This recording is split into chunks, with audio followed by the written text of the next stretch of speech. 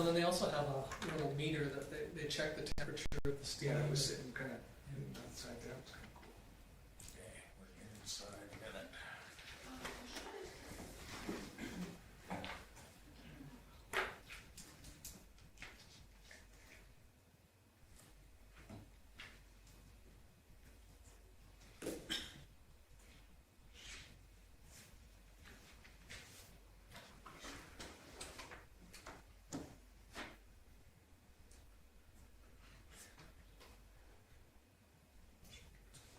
We'll get quiet waiting for that. And wait for that minute to come.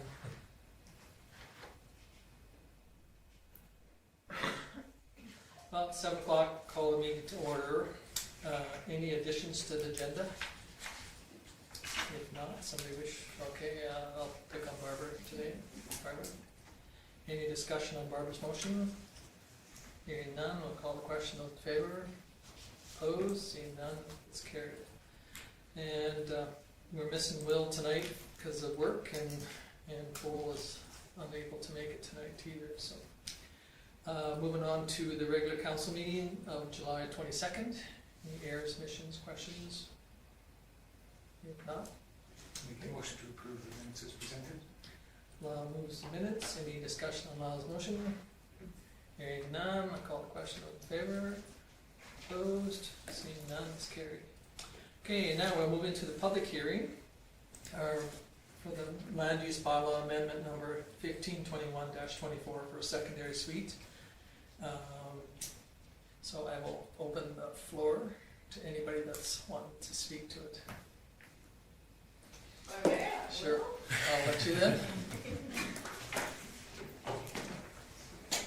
Alright, so we received an application to amend land use bylaw 1437-15 in order to allow secondary suites to be detached from the principal building. In reviewing the applicant's proposal, we also determined that they'd like to use a prefabricated dwelling that was not built in a CSA certified factory. So at the moment, your bylaw does not allow secondary suites to be detached from the principal dwelling on the lot, and it also does not allow prefabricated buildings to be built outside of a CSA certified factory.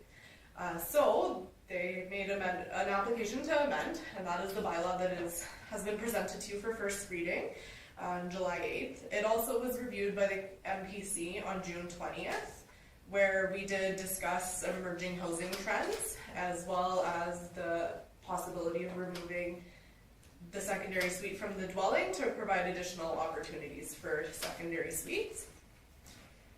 So what we have done with bylaw 1523-24 is proposed a change to the definition of secondary suite by actually removing the current definition and adding 2 new ones. So there would be secondary suite attached, which means anything that's encompassed within the principal dwelling, and secondary suite detached, which would be anything that's outside of the principal dwelling. So it could be included with a detached garage, it could be its own little garden suite.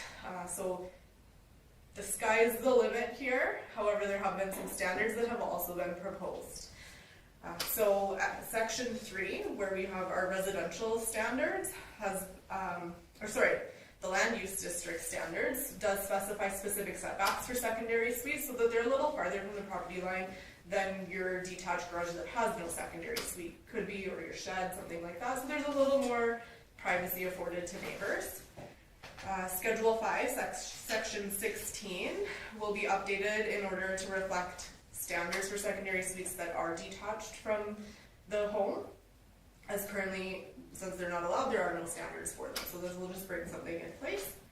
And then in order to afford the opportunity for prefabricated buildings that haven't been built in a certified factory, the bylaw proposes altering the definition of a prefabricated dwelling to specify the building must be suitable for year-round occupancy while removing the references to the CSA standard.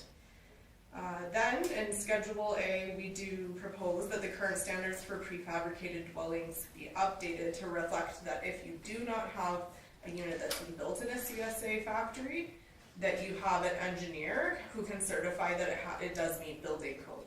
So a lot of municipalities do already allow this ability, so we're ensuring somebody can say that this is a safe dwelling to be cohabiting in a year-round basis, but we're not limiting it to only being built in a factory that has a certification. So it could be something that's built on a one-off basis, but it has the proper engineering to ensure that it is safe, in comparison to the homes that are built at a ready-to-move home in a factory that's doing these every day. So it's just providing additional opportunity for residents, but it is up to them to demonstrate that it does comply with the building code. Administration is also recommending an amendment to what we had proposed to you at first reading.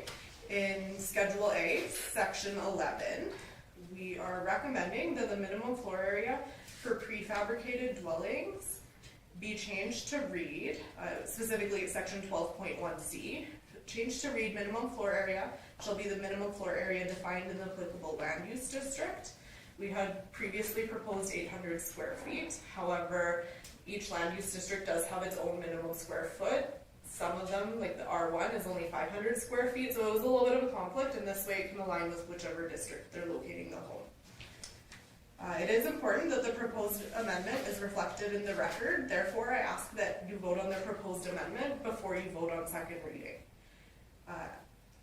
If second reading of 1523-24 is given, and then as well third, it will come into effect, and anyone in the community can make application following these new standards. So either for a detached secondary suite or a prefabricated dwelling that was not made in this, made in a CSA factory. Thank you. Right, go ahead, Richard. Just one question. I don't know if I heard you right, but did you say it's up to the owner to make sure it's engineered? And so that would go through the permit process, obviously, right? Okay, that's, I wanted to make sure. Okay. Part of their application will Yeah. include. Yes, Yeah. engineer drawing. Perfect, thank you. Okay, you had a comment? Well, I just wanted to ask about it, and the amendment to was actually brought up in council, so they asked for that amendment. Oh, So- okay, sorry, that wasn't clear to So me. we should be able to do, Just just give do a second reading as amended, As amended. Yeah. because it was actually Judy that brought it up, and I said that I'd bring it forward, so. All So right. she caught that, and that was from the discussions at the NPC, so. As a matter of fact, it was discussed prior to even giving its first reading, but then first reading was just to introduce it anyway, so So they just read then it. all it is just Perfect. clerical and Yeah. corrections made for a second reading, so it's already been. All right, Yeah, then it's already skip been- that step. Thank you. Yeah, I was gonna send you an email on that, and knew you were gonna be here tonight, Yeah. so. Perfect. Okay, well, I'll clear the seat, and if anyone else would. Yeah, no, if anybody else wishes to speak on behalf or opposed or in favor, and we received nothing, And we received nothing. and we have given it this 5 minutes of discussion for, and so we can move on to, if somebody wishes to close the public hearing. You could close it. Oh, I can? Oh, okay. Oh, so I officially close it at 7:07 then. Okay, now we'll move on to delegation. We have a delegation from Gabrielle, if you want to come up to the center here and Yeah. the hot seat. You see how badly roasted the last. Right, yeah. She's got her stuff in order. I'm gonna change your acronym to your Yeah. abuse. Yeah. Well, thank you for having me today. My name is Gabrielle Kirk, and I'm the coordinator of the Claresholm Coordinated Community Response to Elder Abuse Coalition, and I'm also the coordinator of the Vulcan Regional Response to Elder Abuse Council, so they're quite a mouthful. But I'm here today to address the critical issue facing our community, which is the growing prevalence of elder abuse and the urgent need for comprehensive support services for our seniors. So the Claresholm Coalition was established in 2016 in response to an alarming increase of elder abuse concerns in Claresholm. And then in 2019, we extended our support to Vulcan, helping them develop their own coordinated response model, which I now oversee as well. And this really came from a need from the community, the different agencies serving the community, that elder abuse is a growing concern in the area. With 50% of Vulcan's population over the age of 60, it became imperative for multiple community agencies to unite in preventing and addressing these concerns. So our council's mission is to create a coordinated response model, leveraging the knowledge, services, and expertise of various agencies and individuals to provide effective and efficient solutions to elder abuse. So we're comprised of various professional agencies, including FCSS, Victim Services, RCMP, and Alberta Health Services. So elder abuse, which includes financial, emotional, physical, sexual, and spiritual abuse, as well as neglect, it jeopardizes the health and well-being of our older adults. So often multiple forms of abuse do occur at once, and in Vulcan, the most frequently reported types of elder abuse we see are financial and emotional. So it's estimated that up to 1 in 8 older adults in Canada will experience some form of abuse in their lifetime. So since the inception of the Council, my role and our program's activities have evolved significantly. So we now include education and awareness, case management, mediation, and prevention services. And over the last few years, I've responded to hundreds of elder abuse concerns in the area. So when I began my work in Vulcan, FCSS was a really strong partner, providing referrals and a place for me to meet clients when needed.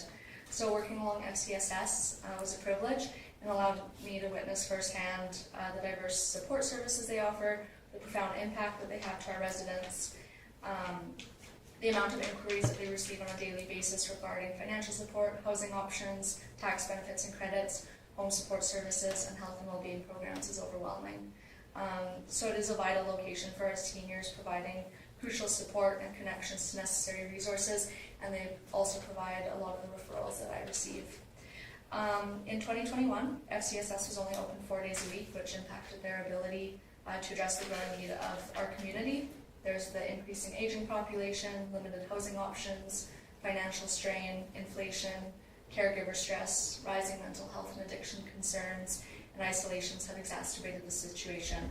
So only being open 4 days a week with limited their ability to address the full extent of our community's needs.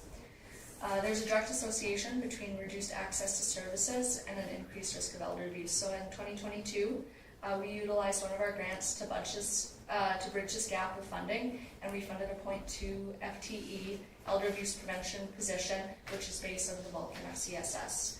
They're not employed by the FCSS, it's fully funded through us.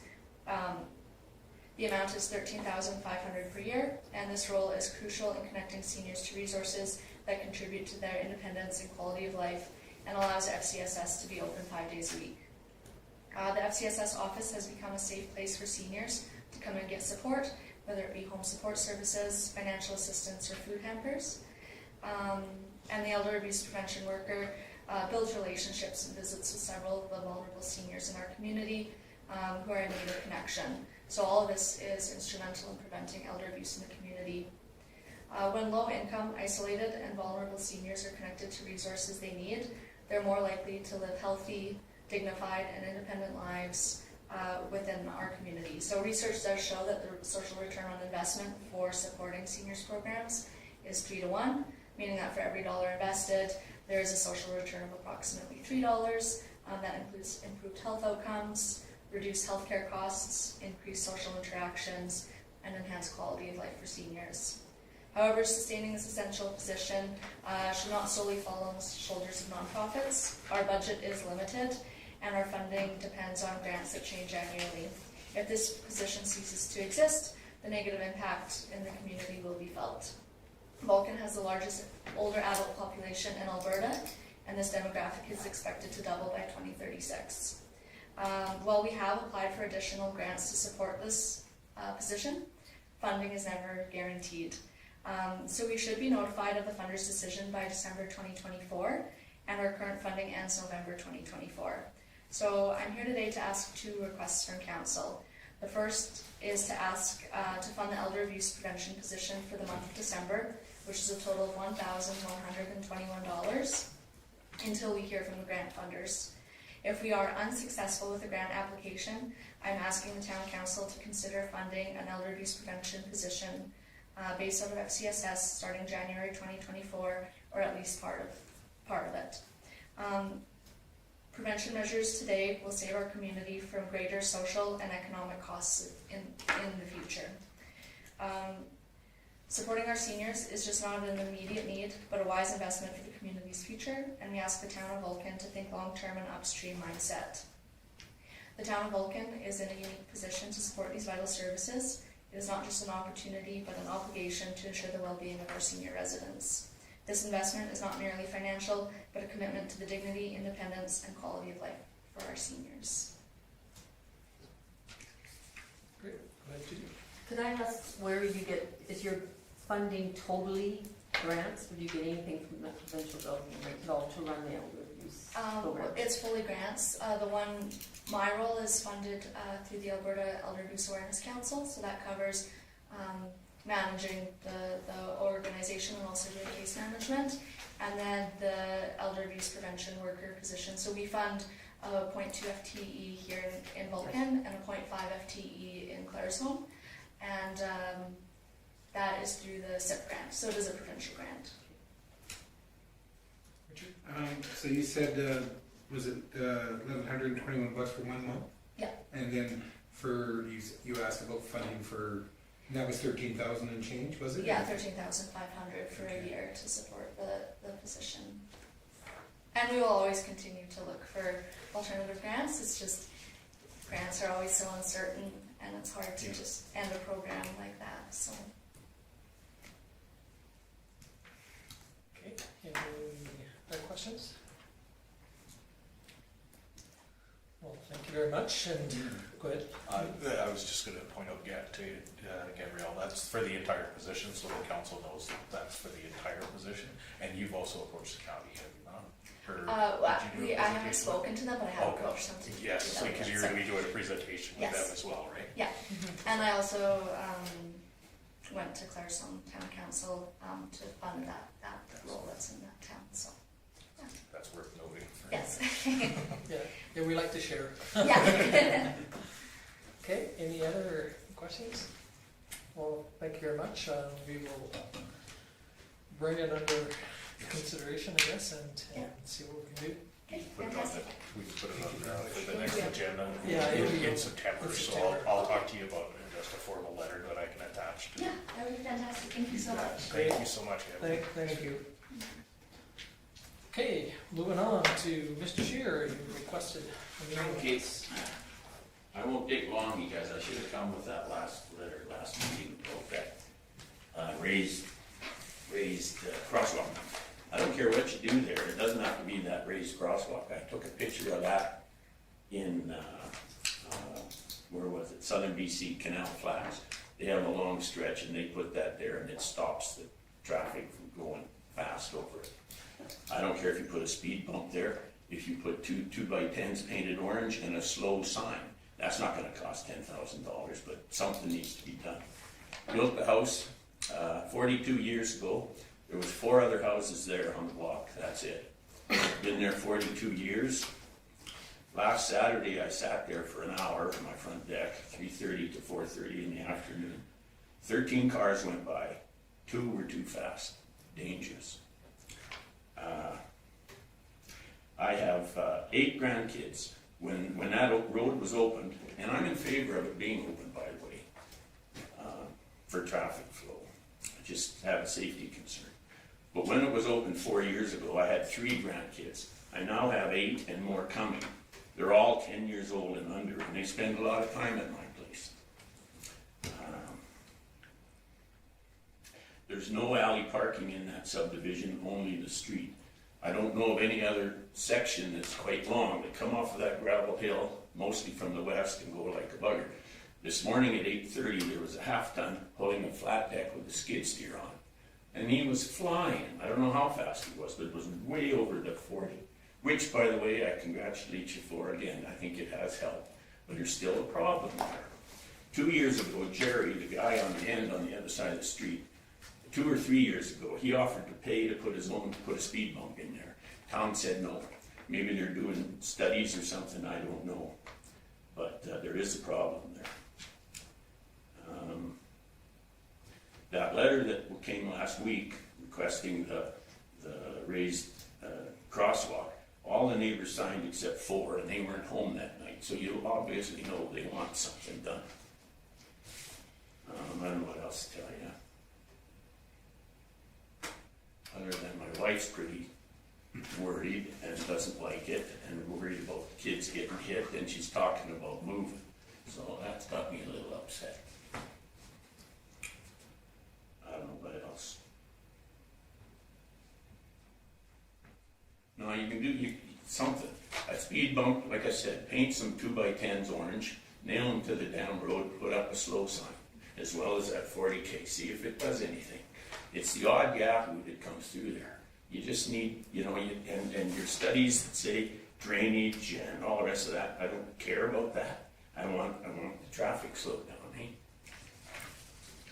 I don't think you need a study or an engineer to tell you if you just put painted 2x10s on the bloody road and a sign.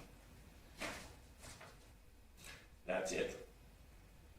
Cole told me, I went to Cole to bring it to you originally, just because he's the only councillor that in 40 years ever came to my door to ask me something. So I first approached him. He came back and said you guys were fairly receptive. So then the get a letter, sign it. So I got the neighbors to sign it. It came in. Then he turned it down, eh? $10,000. I was told 4 to 20. I don't really care what it is. I've been paying taxes in this town, I don't know, 30, 40 years, 20 to 30,000 a year, building taxes plus utility riders. I think you can spend a little bit for a speed bump. That's it, other than one last little dig. Cole told me to listen to the thing when you turned it down, because I was quite surprised.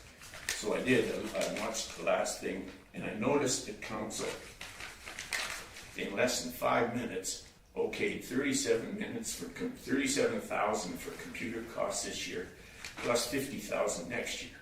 That's probably mostly laptops. That took 5 minutes. I think you can spend a little bit of time for some kind of speed bump, whatever will slow those guys down. I've had trouble with one individual down the road. The RCMP have straightened that out, I believe, because he hasn't been by lately. But you need to do something. Okay, any questions? How many kids live in that area? I know you got your grandkids there, but how many? There's 4 little boys that quite often come down that gravel road when it's school days, and there's a high school kid across the street. Okay.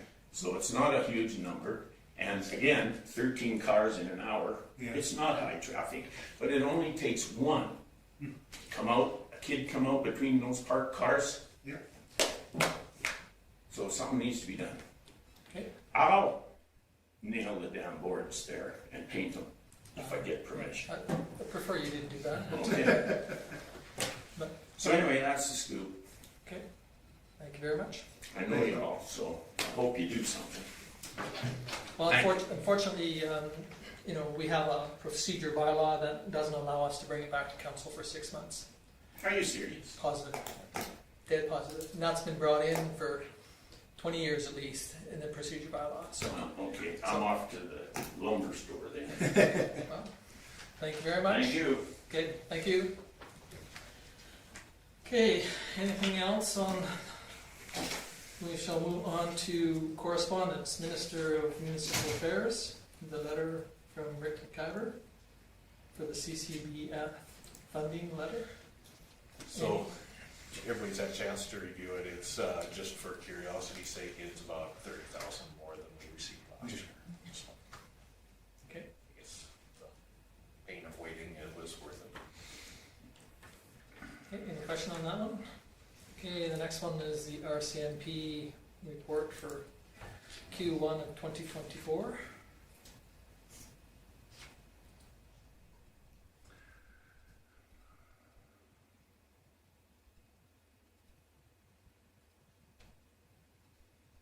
Any questions on any of that document?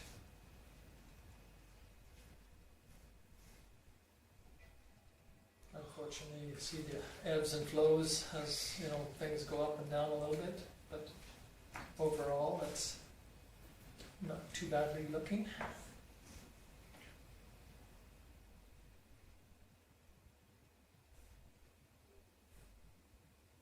Okay, if no questions on that, somebody wish to move the correspondence? Judy?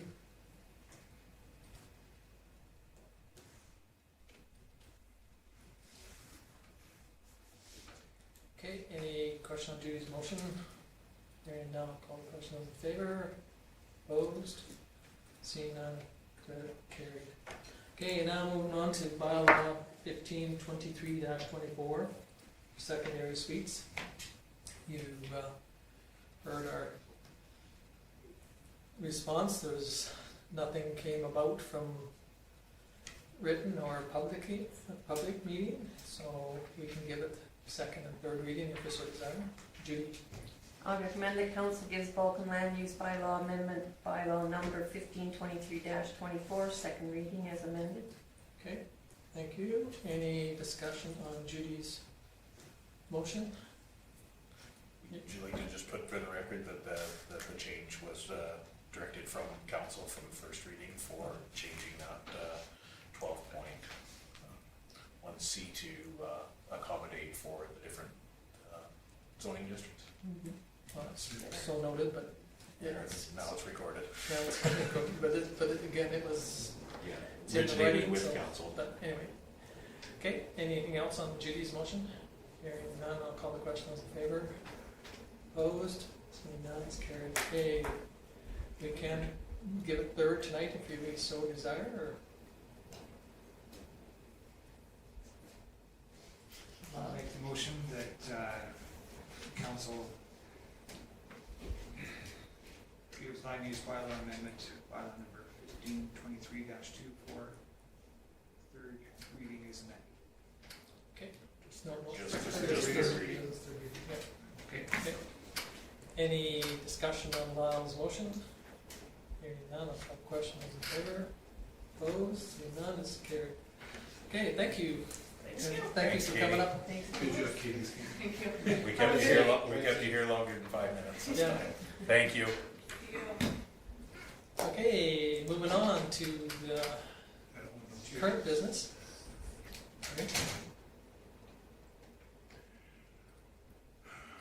Okay, current business, urban chickens.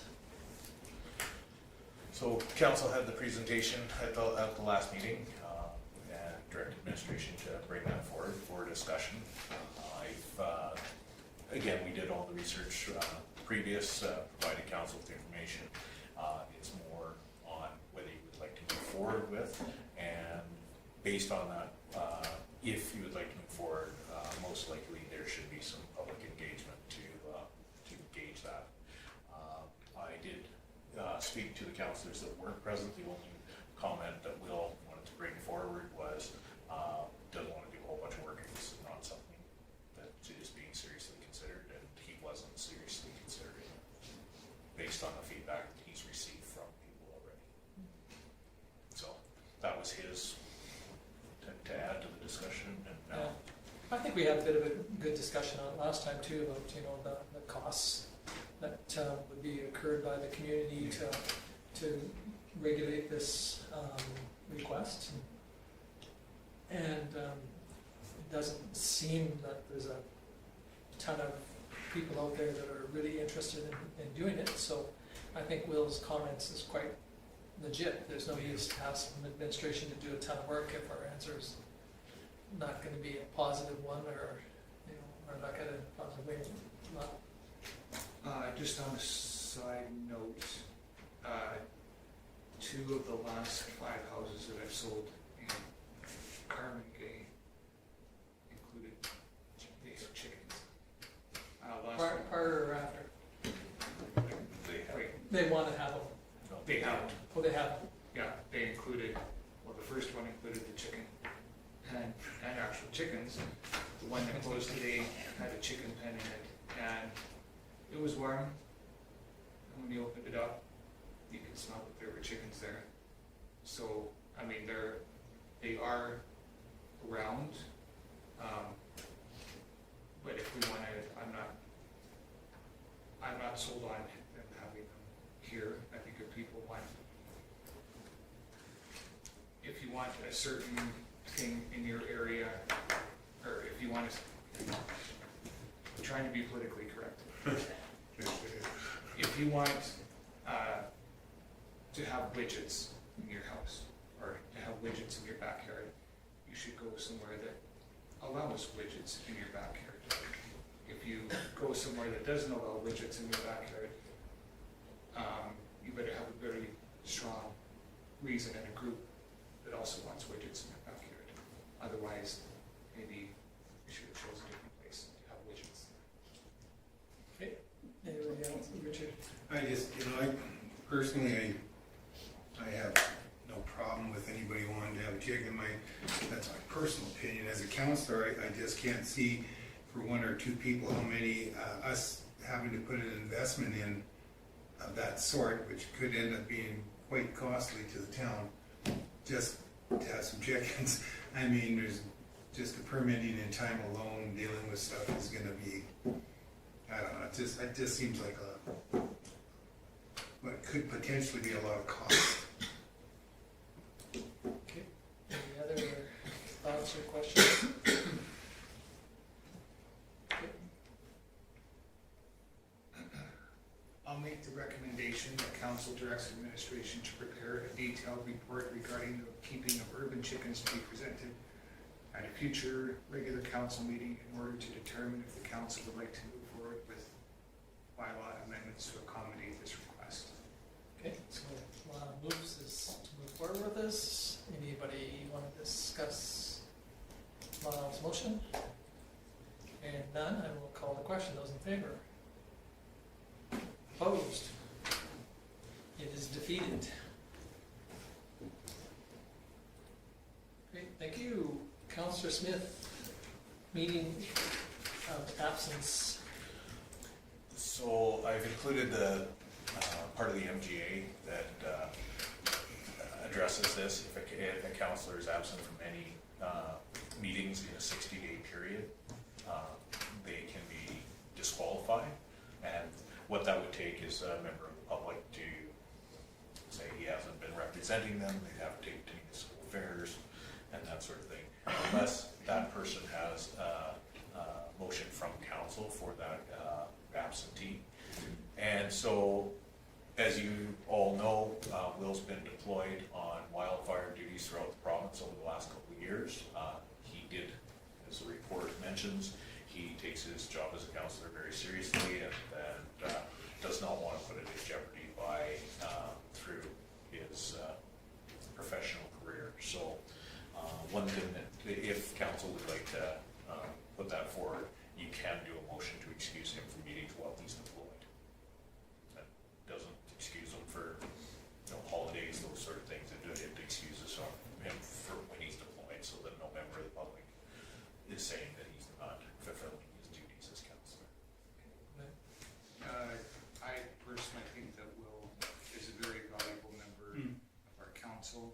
He gives a different perspective, like the younger folks, and I respect his input, and I think he's very valuable, like say, for council, and for him, he's not off holidaying, he's doing a lot of good that I think a lot of people can respect that. So that's my 2 cents. Okay, anyone wish to? Good question.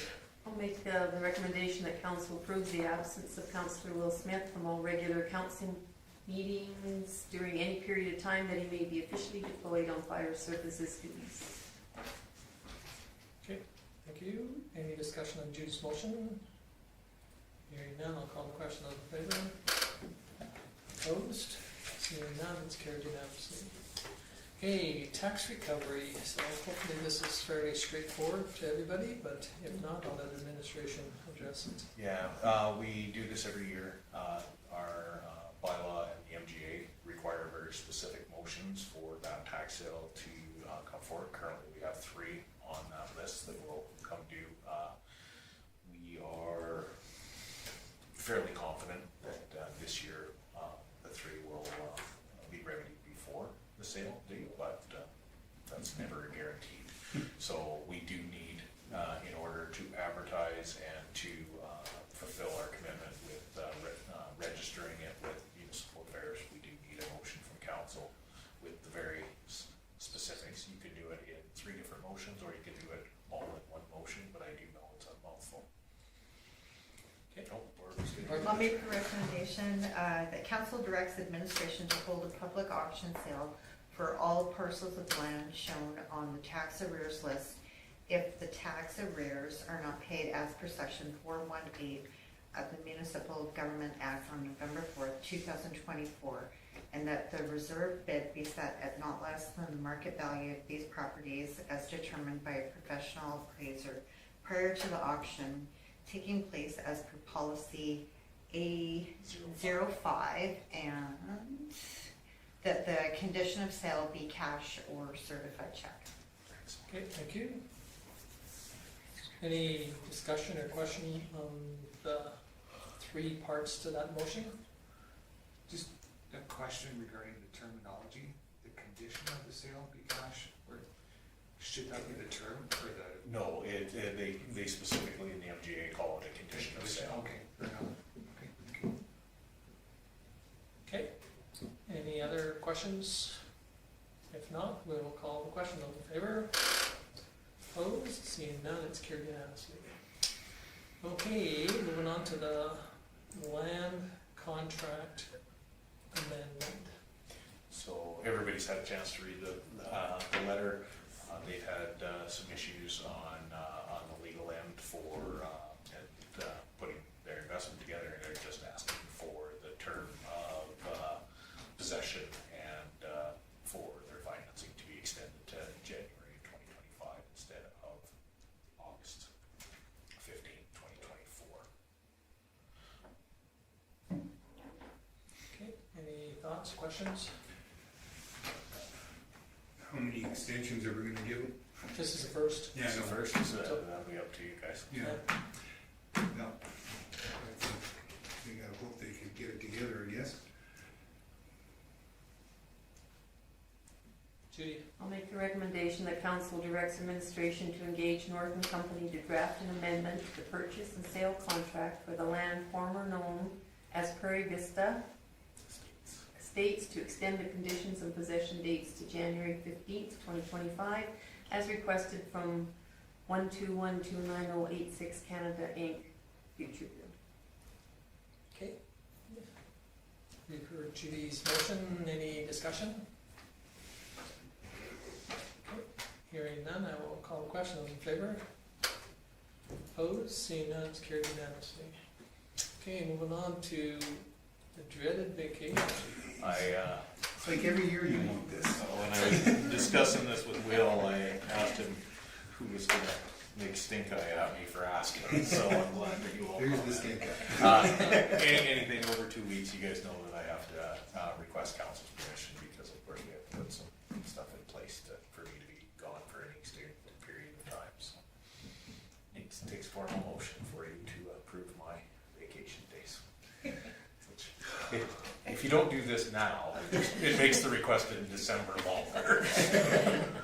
You want one in December as well? Well, Every year? every year. Okay, Barbara. I'll make the recommendation that council approve the chief administrative officer's request for vacation leave from August 19th through to September 4th, 2024.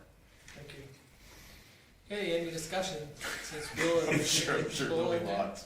Gonna bring us back anything nice? Pretty sure Cole was in favor of it too. You can speak for those two? Yeah. I'll Let's speak split for it. Okay, seeing as how, we'll call the question. All in favor?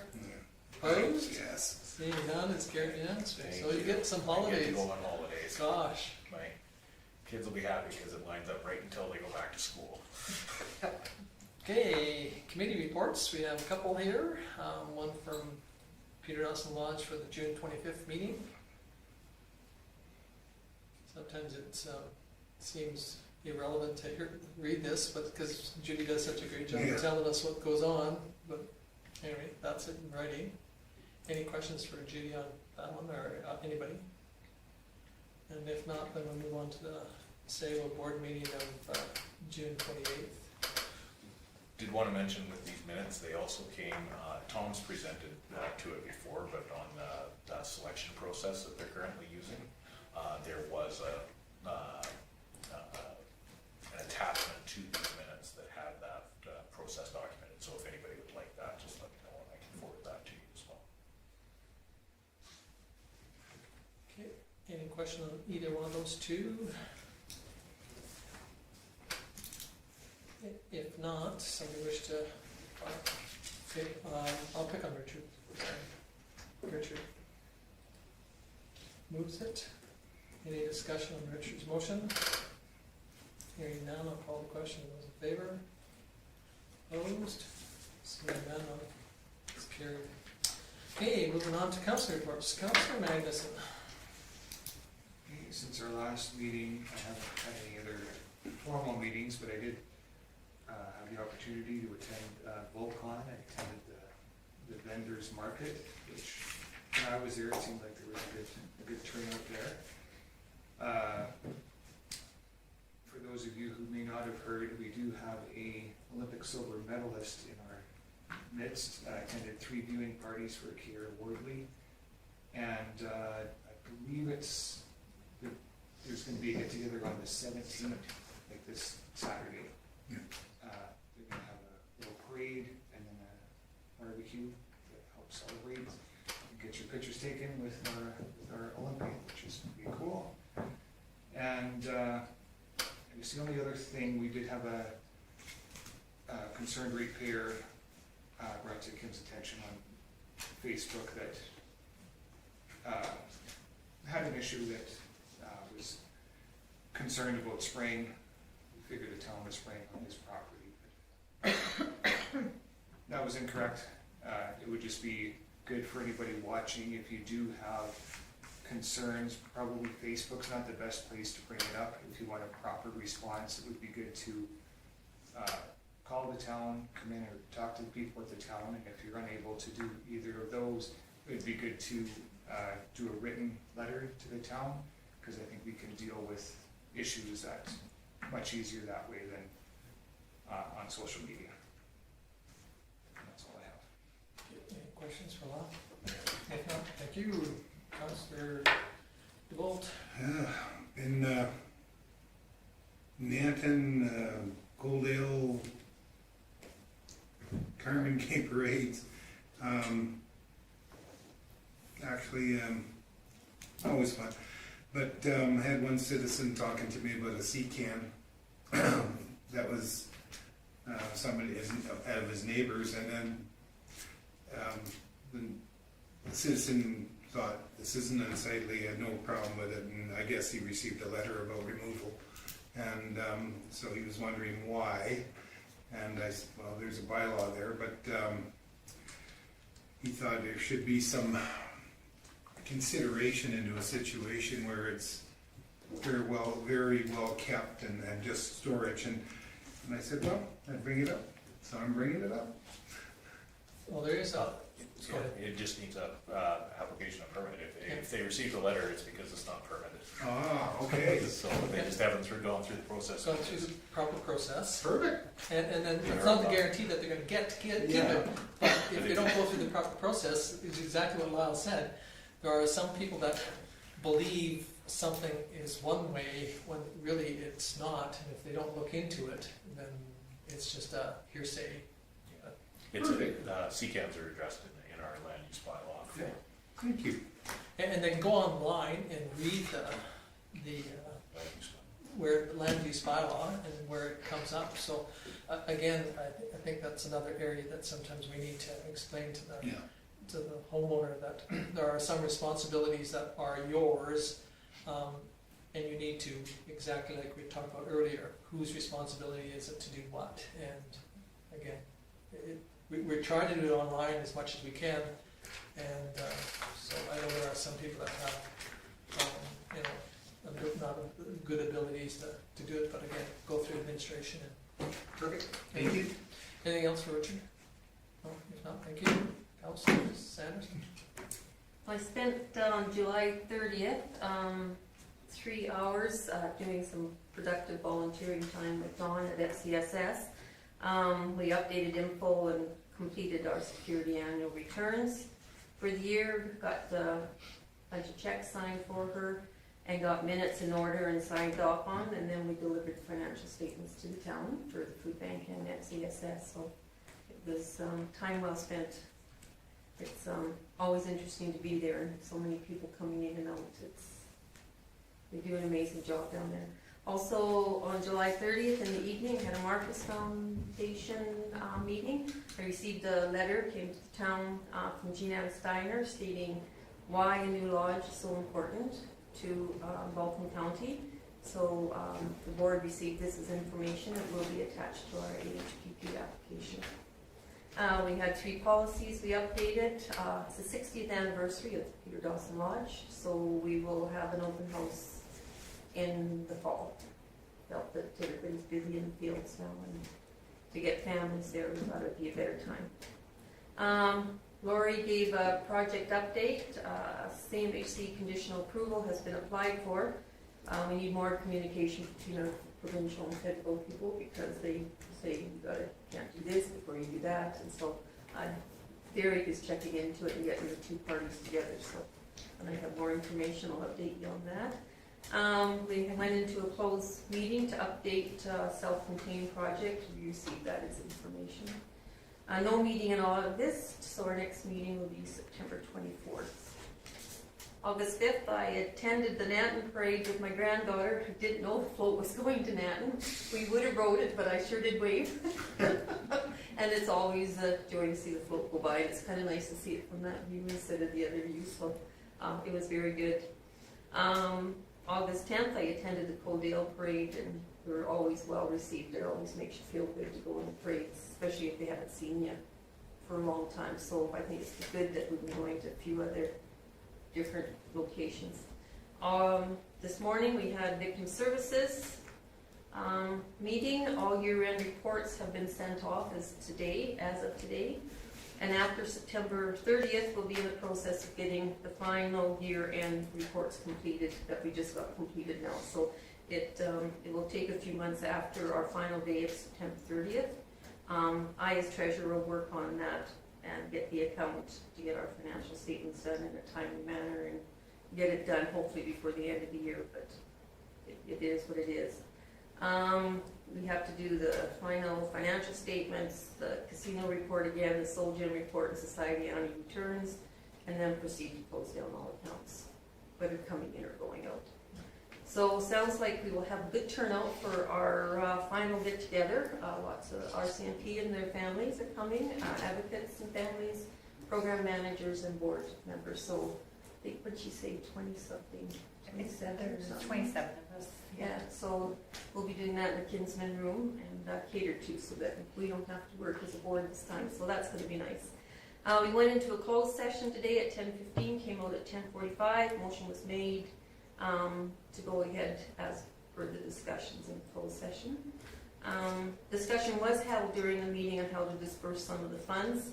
A lot of us are in agreement on some of them, and we're all going to bring more ideas back because it will be our final official meeting, and we're going to have that on September 23rd.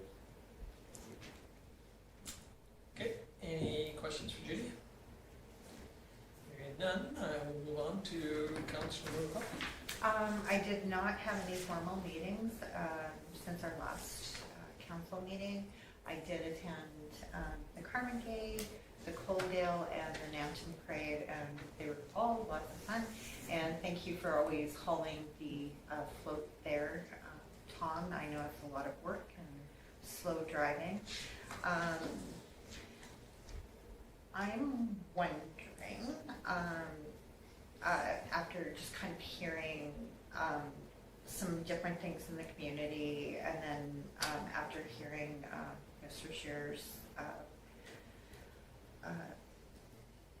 advocacy over some of the speed limits and speeding and things like that, if it's possible to maybe allocate or maybe purchase at some point maybe more speed signs, or move those existing speed, the flashing ones from the main street, perhaps maybe to different areas of concern in the community, you know, where it's not actually costing a lot of money, but maybe it could help alleviate or bring to fruition what that speed people are doing or not doing through certain areas. So, Absolutely, you can bring that up in chatting. Yeah, we can definitely, we got budget stuff coming up, and I don't know if there's I saw one at another place, and I don't know whether that you can attach the two from two different directions, so the person that's driving up to the sign sees the speed, but the person that's sitting on their deck, like Mr. Shearer, looking up, he could look and see how fast that person really did go by. Now, is it a perceived, speed, or is it a realistic speed that, and I'm not sure if they make those signs. And then a lot of newer ones now are solar, so that Yeah, you and that- charge of batteries. And Channing actually addressed that in his report Yeah. that you guys have read, that he's looking at the solar side. So when we go into budget time, it might be a good discussion on that, in that department, on whether that's something that we would like to look at, where we can possibly post in different places. The biggest thing with them is making sure that they're secure, Yeah. because of their cost. We want to make sure that they don't disappear, so. You could actually, where Bob's living, you could actually, instead of putting it here, you could put it a little further down, then he could actually, as he's watching. We actually, and that's when we had them there, we had them at the two ends. Yeah. And we have one resident that has one, and He he sits sits in on- a lawn chair and it's in really lawn chair. hard. And And I looks at the think he plays big go with the numbers that come up all day, so. Okay. But again, it is definitely a concern, but I mean, unfortunately, One of the tools. it's one of the tools that we have to gauge the amount of people and gauge the speed that's, are being, utilized or whatever, or not utilized, but being perceived there, whether they're truthful or, or not. But again, I'm going out to Saskatchewan tomorrow. I'll take a picture of the one in this community I go to all the time. And it's really kind of neat. It flashes red and says, slow down, your speed is X, and then it goes down to, you're getting better, and then it comes up with a thumbs up, because you're at the right speed limit. And I go, well, that's kind of different, but it's kind of humorous in a way, because you go, And catches your eye. if you're coming up, and but again, sometimes I don't know on the other side of it. I don't think it tells the other person that's coming up whether they're doing. But there are times when it would be kind of nice. Sorry, go ahead. Could we ask the RCMP maybe to step up their patrols? We already have. Okay, good. I was also going to point out, in Coaldale, when we were there for the parade, I did notice when I got lost, and I was in different areas before I found where to park, they had some portable, like, little speed bumps, on the roads in certain areas. And I'm just wondering, maybe we could find out what the portable ones, they're not permanent, obviously.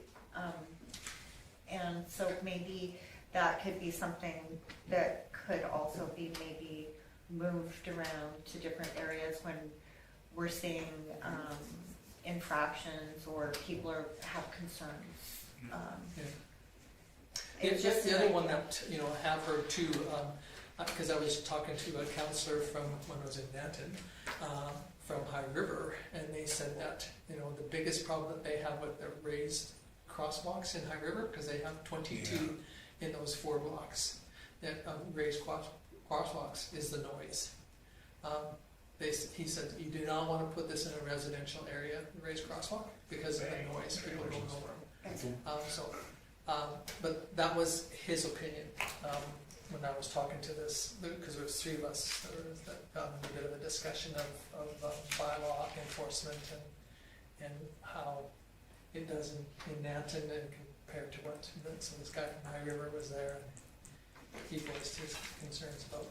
So obviously, he heard about our raised crosswalk question, and so, but anyway, but I think your point is well taken, that it's something for administration to look into, say, what's it gonna cost us to come up with some different methods. And Kim just got the pricing on a proper approved Engineered. raised crosswalk, or raised crosswalk, not a speed bump, a raised crosswalk, so. Yeah. Okay, anything else, Barbara? No, that's all. Any questions for Barbara? Okay, hearing none. Moving on to me, I've got lots.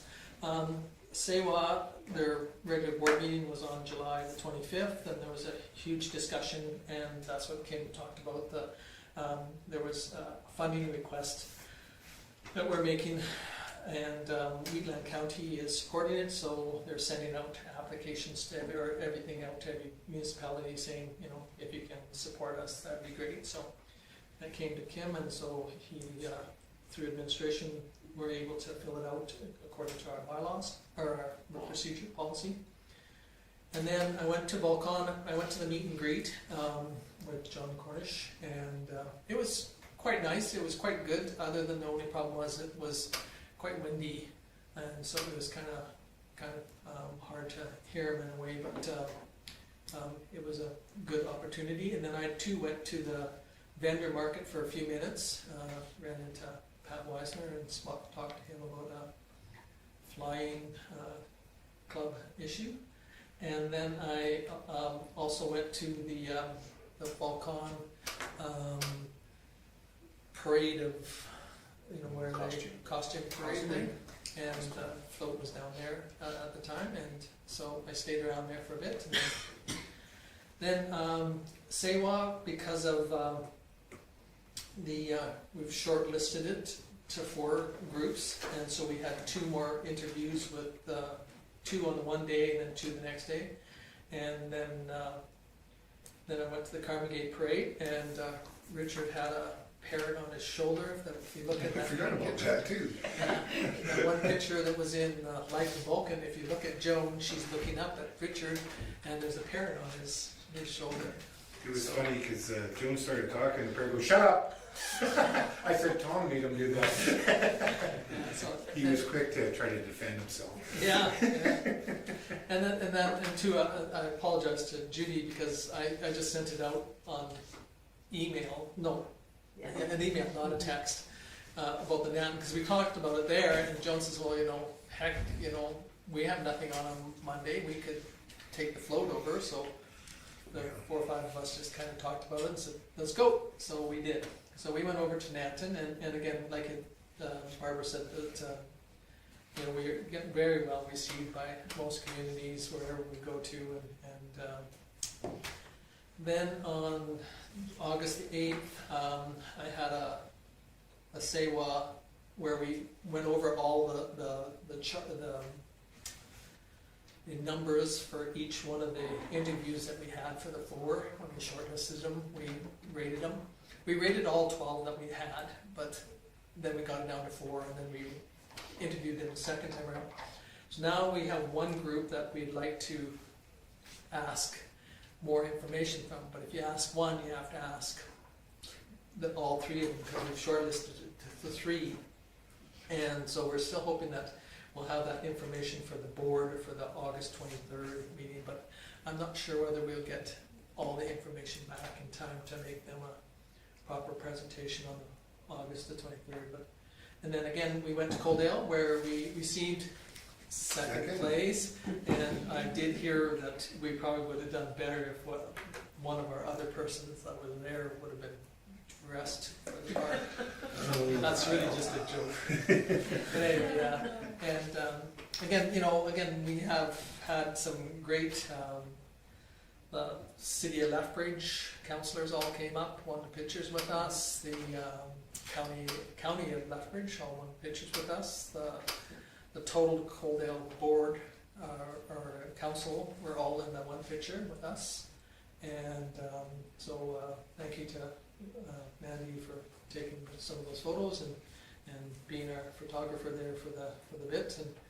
And again, you know, we are very well received wherever we go, and you know, hauling the float is, you know, feels painful, but it does get a lot of attention, a lot of photos, and so I think it's a great investment. Matter of fact, a couple of the other municipalities that were at they said, you know, you probably get more press with going to the parades than we do with some of the other things for very little investment, you know, and so anyway, that's it for me, unless somebody's got some questions. No, just thank you for pulling it. Well, it's not that big deal, other than my wife always seems to plan something, so I put more miles trying to get I back. noticed Every that. time you leave her camping? Yeah. But anyway, it turns out okay, but we did get, I'm not sure if everybody received it or not, but we did get from Ashley today, Whoop Up Days Parade, some of the information on it, so it is coming up. And then the other one that we haven't, I don't believe, heard back from yet is the one in Concord, you know. But Whoop Up Days is on a Tuesday. Conference in September, right? I believe it's to September the 2nd. I think it's on the Monday in the long weekend. I wonder if the city of Lethbridge made any changes to their parade route based on your recommendations. Yeah, one of their councillors came along Mark Campbell. and I've had a little bit of a rant about it starting in one end and ending 45 miles away in another community. Well, especially if the parade float leaves one of our councillors to walk all the way back. Well, you know, and I said to them, you know, they do have pretty good shuttle service if you can hit everything right, but even still, when they let you off at the shuttle service, you still have to walk almost 2 blocks to get from where you get let off. And we weren't even sure if that was the real pickup. Yeah. Yeah. But anyway, so I did rant to him a little bit, but anyway, I probably shouldn't have. But anyway, thank you very much. Any other discussions? If not, somebody wish to move our reports? Lyle, I'll pick on Lyle. I don't know if you've got your name down here very often, but. Okay, any discussion on Lyle's motion? Hearing none, I'll call the question. Opposed? It's carried. Thank you. Moving on to the activity list. Very short, 2 things from the last meeting have been addressed, and so the one outstanding. Unless there's any questions. CAO report. With that, obviously, worked with SEMA to finish up the sports courts. Everything's looking good. They're just waiting on part of that is they have to, before they can sign off, the grass has to be established. Yeah. So they have to have the sod has to be rooted out. Other than that, people have been out using the courts, and you'll see an email there because of family issues with the Bigelow family. They wanted to postpone the opening. I don't know if everybody's heard, but Arnie did pass. So Who's that? Arnie passed. Oh. So yeah, that was a couple weeks ago. So they're I believe September 7th was the date that they're looking for that now. So and yeah, on the finance side of it, we're within budget, so everything looks good on that side. Worked with North and Company for the recommendation for the future bill. I reached out, the amendment that you guys approved is just a simple 1-pager, just changing the 2 dates, and can be backdated to the motion. So we're good with that. Did the, as Tom mentioned, letter of support for SAWA, inside our policy, anything that benefits our community. I can do the letter of support to turn it around quickly so that people that need those letters don't have to wait 2 or 3 weeks in between meetings to get that done. So I had that done right away. Obviously, created the template for the chicken survey and did quite a bit more research on that as well. There was a question at the last meeting. Funny enough, it came up. Fred Pratt had followed up on the discussion at the golf course about the pathway. He was under the understanding that the golf course would build and maintain it.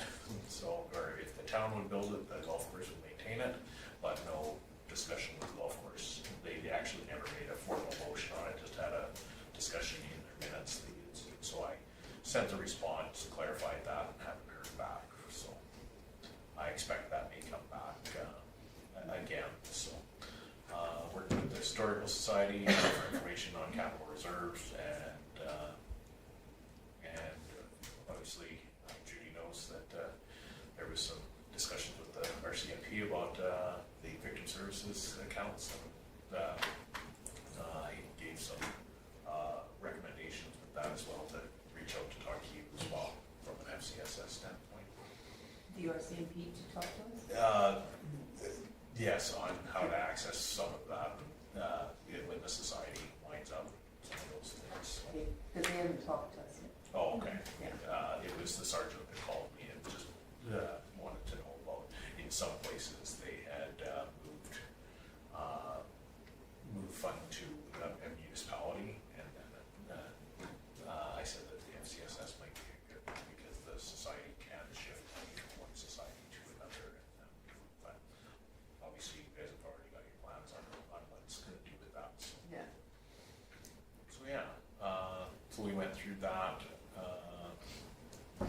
obviously the spraying came up, everybody that we talked to provided the information on what we were using and what, where it was.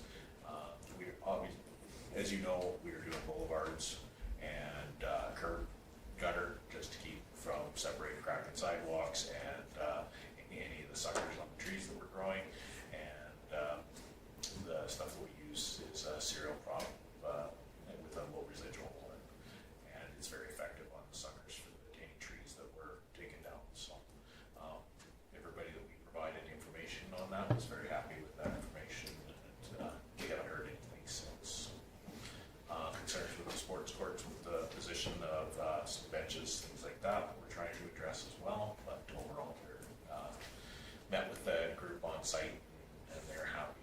Attended the Futureville presentation at Market Street. I believe everybody kind of had a chance in and out throughout the day. Lyle was there when I was there. Very straightforward. They were presenting the same thing they presented to us, so it wasn't anything shocking from where I was. And then my council member inquiries include land use bylaw, the parade, float information, and had quite a bit of time with the bell, making sure that meeting absence thing was taken care of. So that's The playground at where the sports court is, did Kinston put that in? they bought the equipment originally. But it's town Yes, property we now, right? maintain it. Yeah.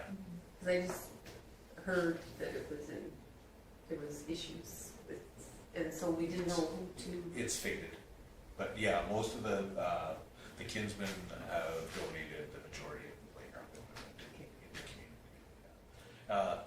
It gets inspected all the time, so it's more the faded color that causes people Thank you. concern. There's also more construction possibly happening in the future in that area. Yeah, all that you guys approved was phase one. Yeah. So as this area gets more usage, and if it's, there's proposal for the washrooms and some of the shaded areas, the picnic areas, they were all out of scope of what we intended. Thank you. Any other questions for? Okay, hearing none, we'll move on to development officers. You asked me to also mention, you've all had a chance to read the report, she also mentioned that there was a delay on the house, the foundation's now finished, the house is to be moved, it's put a deadline on it.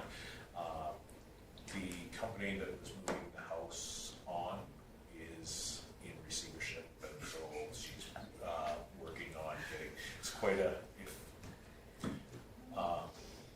off, when we're not recording, I can provide you, it's an interesting story to read, but not a public story, but, so she's working at getting another company and get that house moved on as quickly as possible.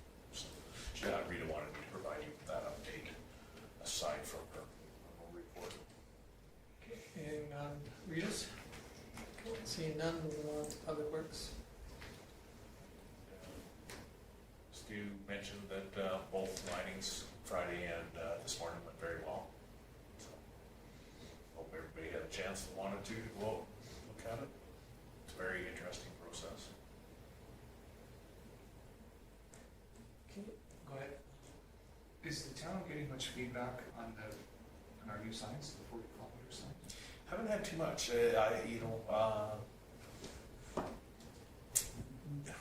There's been a little bit on social media, but nothing at the office. Short of casual conversations, I know when Mason and I've had a couple discussions, all with different business in mind, but we've discussed both sides of the new signs. There as has well. been some questions on locations of them, but I think once they realize that, you're entering off of a secondary road onto town property and how many feet it has to be away from each and ever, so. Each intersection needs one basically if you're coming off of a different. Yeah, so, I think Judy had somebody comment about, one moving too close to the highway type thing, and why was it there type thing, but yet when you really think about it, it makes sense, and, anyway. Yeah, you have to provide that information at every, so that question was on Center Street, on that boulevard, why is it so quick when you go into town? But if you put it after that first road, then you have to also put it on both Right. service roads as well, so then now you have 3 of those signs in one intersection. Yeah. So, The sign worked because it was noticed.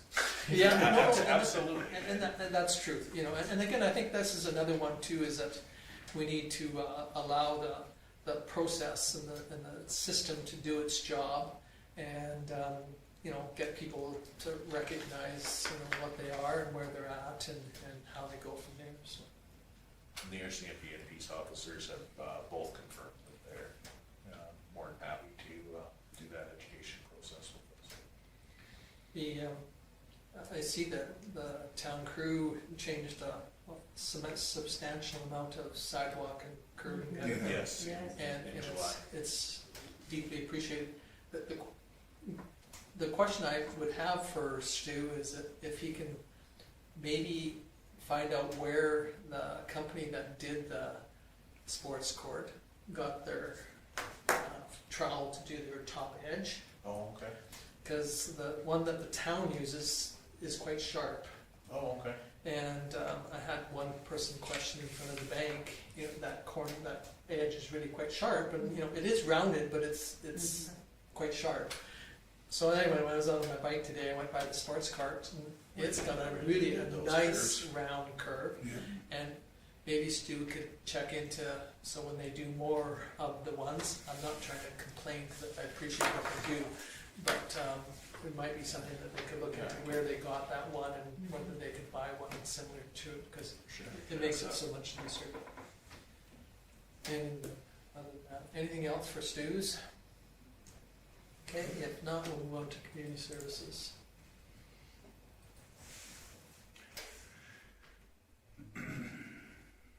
This has all of the information for obviously Volcon.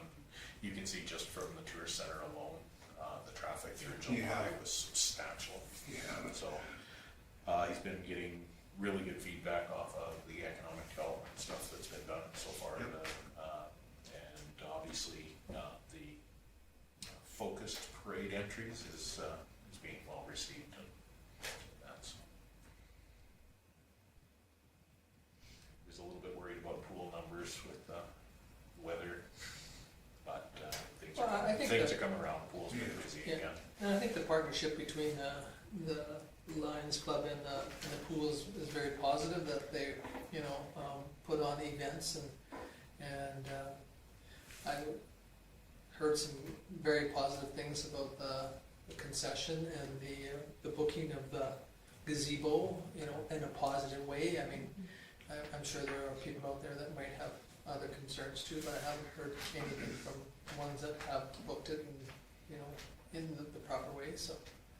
Looks like the arena's gonna be very busy this year. Yes. Town staff booked the gazebo for the 24th. They did book it?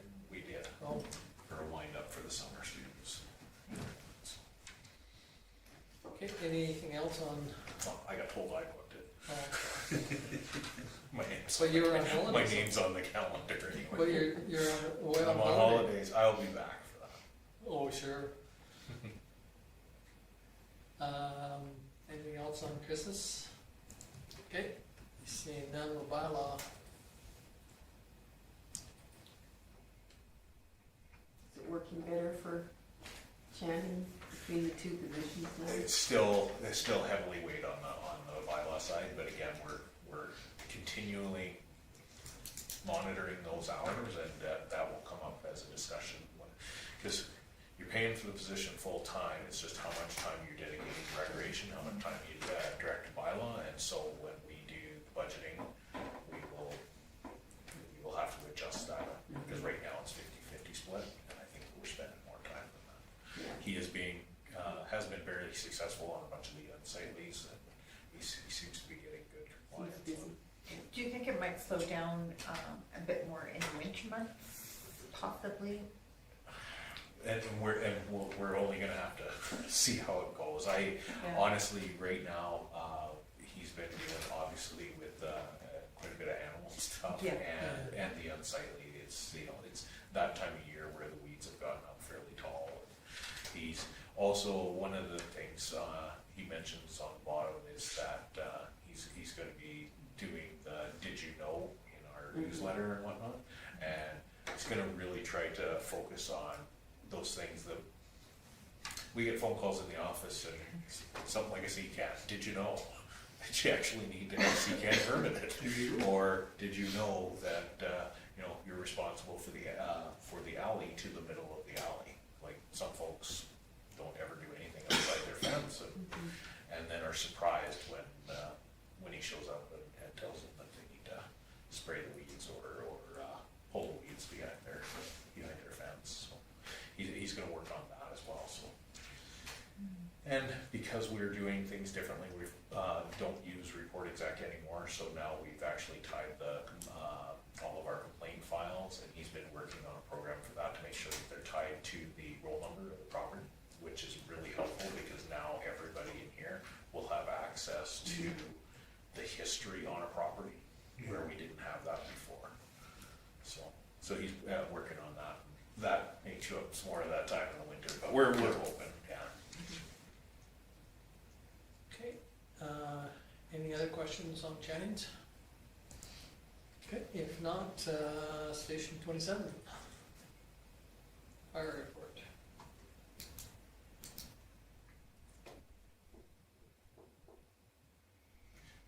Karen wasn't here to build the agenda on Friday, so I'm not gonna tell anybody that this one actually came in before my report did this time. She wasn't here to. I saw that email this morning. I probably laughed because you knew my report wasn't done. Okay, any questions on Doug's? Okay, somebody wish to move the administrative reports? Oh, Barbara's, thank you. Any discussion on Barb's motion? Hearing none, I'll call the question. All in favor? Opposed? Seeing none, it's carried unanimously. Okay, now we have one more motion. Judy, we are now officially adjourned. Thank you very much, everybody.